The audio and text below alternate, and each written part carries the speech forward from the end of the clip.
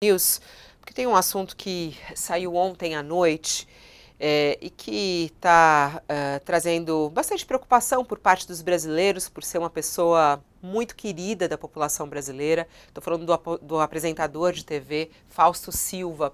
Ontem, um boletim médico divulgado pela equipe médica do Hospital Albert Einstein confirmou que Faustão entrou oficialmente na fila de espera por um transplante de coração. Faustão está internado há 16 dias e agora ele aguarda esse transplante do coração. Ele tem 73 anos, recebeu a indicação médica para um transplante. A informação foi divulgada pelo Hospital Albert Einstein. O comunicado é assinado pelo médico Fernando Bocal. A nota diz ainda que Faustão encontra-se sob cuidados intensivos, está em diálise e necessitando de medicamento para ajudar na força de bombeamento do coração. O comunicado afirma que Faustão já foi incluído nessa fila de transplantes.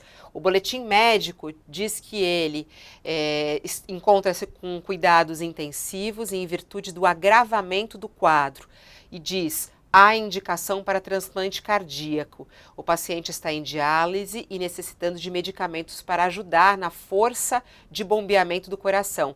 E diz que ele foi incluído na fila única de transplantes, regida pela Secretaria de Estado de Saúde de São Paulo, que leva em consideração para a definição da priorização o tempo de espera, a tipagem sanguínea e a gravidade do caso.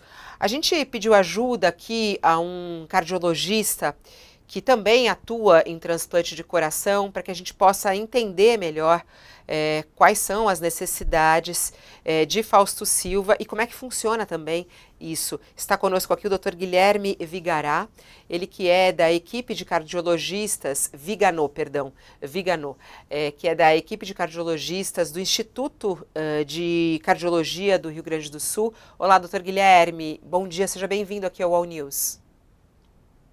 Bom dia, Fabiola, tudo bem? É um prazer participar do UOL. Bom, claro que a Estamos aqui gente para tirar não. algumas dúvidas. Isso, Me ouvem bem? a gente sabe que estou te ouvindo bem, a gente sabe que o senhor não faz parte da equipe de médicos que está cuidando, né, de Fausto Silva. No entanto, pode nos explicar um pouquinho como é que funciona esse transplante de coração, porque quando veio a notícia que ele vai precisar de um transplante de coração, claro que isso causa surpresa e preocupação pela complexidade, né, de um transplante de coração e, mais do que isso, sobre a dificuldade de conseguir um coração. A fila de pessoas que está ali à espera de um coração é grande, né? Se fala mais ou menos em 40 mil pessoas nessa fila de espera. Como é que funciona isso, ô, doutor Guilherme? Quer dizer, quando se fala Faustão entra na fila, existe um tempo para isso? Como é que funciona essa fila? Isso, exatamente. Então, assim, só para colocar alguns pontos iniciais, né? O transplante cardíaco, ele é uma terapia substitutiva quando não há mais uma possibilidade que o tratamento clínico, o tratamento através de medicações, surtam um efeito e consigam compensar a doença de base do paciente, né? Então, assim, a insuficiência cardíaca, ela é uma via final da quase todas as doenças que acometem o coração, né? Então, pacientes que têm desde hipertensão arterial, diabetes, que sofrem de infarto, todos eles podem acometer o coração de alguma maneira, e isso pode fazer com que o coração enfraqueça, perca força ao longo do tempo, né? Se esse coração, ao longo do tempo, não responde aos tratamentos aos quais ele foi submetido através de medicações, esse qualquer paciente, né, pode acabar precisando trocar o coração, né? Fazer um transplante para que consiga sobreviver por mais tempo, né? Então, quando a gente define por colocar um paciente em lista de transplante, é porque a gente realmente já viu que não há possibilidade de fazer tratamento por outras vias, né? Então, no caso do Fausto, o que aconteceu é exatamente isso, né? Foi iniciado um tratamento inicial por refratariedade, né, por não resposta adequada, e por piora clínica, ele foi incluído para a lista de transplante.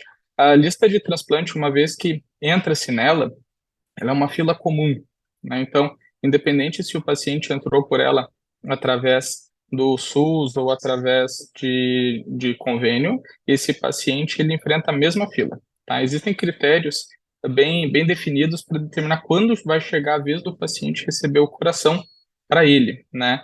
E o critério base é o tempo de fila, né? Então, quem entrou há mais tempo está na frente da fila.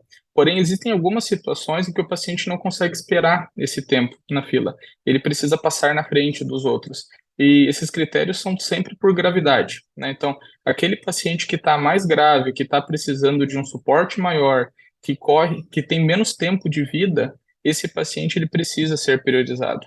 E isso daí existem regras muito bem definidas que são seguidas no Brasil de uma maneira muito adequada, de uma maneira muito correta, né? Que em todos os estados, incluindo Rio Grande do Sul, incluindo São Paulo, e um desses critérios, por exemplo, é o uso dessas medicações que nós chamamos de inotrópicas, que são medicações que ajudam o coração a bater mais forte, né? A partir do momento que um paciente que está em lista precisa de medicações para ajudar o coração a bater mais forte, a gente percebe que esse é um caso mais grave, né? Então ele precisa passar na frente, ele precisa ter uma prioridade em relação aos outros casos, porque ele não consegue aguardar tanto tempo quanto outros pacientes em lista.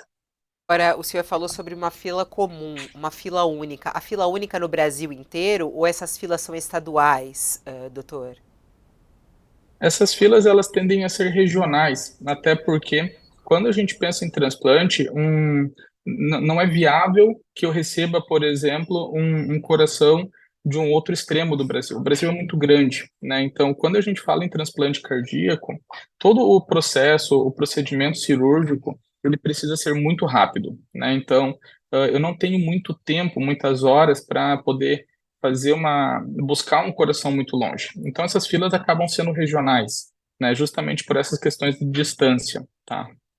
Então, obviamente que apesar de ser uma fila comum para todos, respeita-se uma certa regionalidade.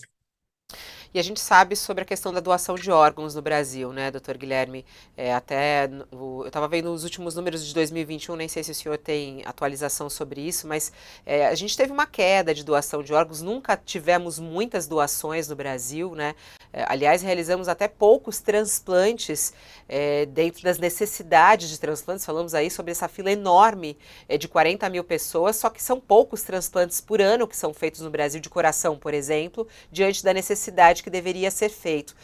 Há alguma expectativa, por exemplo, quando a gente fala o Faustão entrou na fila de espera por doação, de que possa haver um aumento no número de doação de órgãos no Brasil por conta de uma entrada na fila de alguém que é muito conhecido, por exemplo? Sim, a fila, sim, realmente temos um grande problema, porque nós temos muitos pacientes esperando por um coração, né?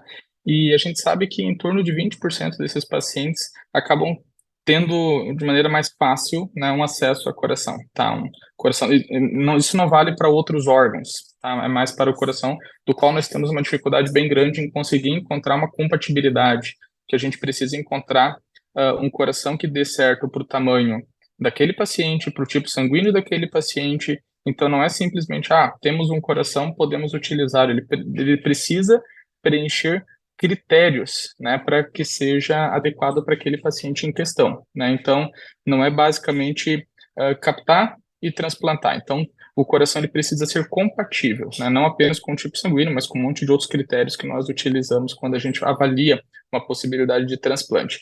A oferta hoje, a doação de órgãos dos pacientes no Brasil hoje é muito baixa, né? Isso daí por diversos motivos. Um dos motivos ainda é a pouca informação que a população geral tem. Por conta disso, gera um grau importante de preconceito ainda com relação à doação de órgãos, né? Isso a gente enfrenta esse desafio muito grande. E existem campanhas anuais que a gente tenta conscientização da população em geral para aumentar a quantidade de doação de órgãos, porque a gente sabe que existem muitas pessoas na fila ainda aguardando doação e é muito difícil encontrar, né? Então, situações como essas, né, em que uma pessoa famosa com renome nacional e internacional, como o Faustão, entrando na lista, é um momento, sim, da gente levar para a população essa campanha, né?